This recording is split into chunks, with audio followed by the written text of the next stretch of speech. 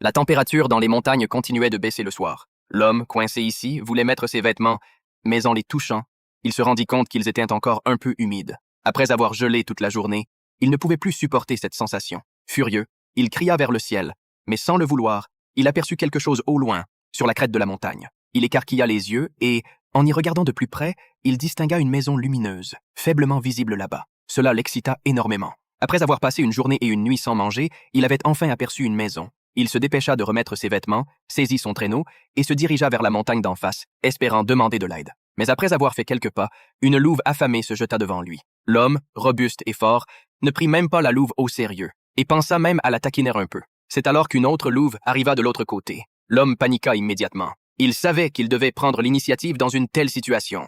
Il leva son traîneau et se précipita vers les loups. Comme prévu, les deux loups prirent peur et s'enfuirent. L'homme saisit l'occasion pour se précipiter de l'autre côté. Mais en courant, il aperçut soudainement un groupe de loups devant lui. Il savait que si les loups le repéraient, il n'aurait aucune chance. Il utilisa donc son traîneau pour creuser un grand trou dans la neige, puis s'y cacha rapidement. Il s'y pelotonna et passa une nuit difficile. Le troisième matin, il parvint enfin à boire de l'eau douce. Il vérifia ensuite ses appareils électroniques.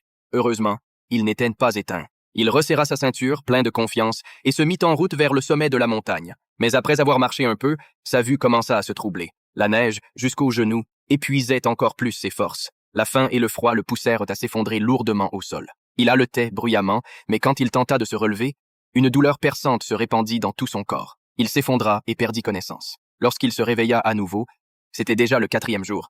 Il se releva péniblement, mais s'assit à nouveau épuisé. Il se hâta de défaire son équipement et de remonter son pantalon, mais il découvrit que ses jambes étaient gravement gelées. Ses chaussettes étaient collées à sa peau. Il retint sa respiration, rassembla son courage et réussit à retirer les chaussettes de ses jambes.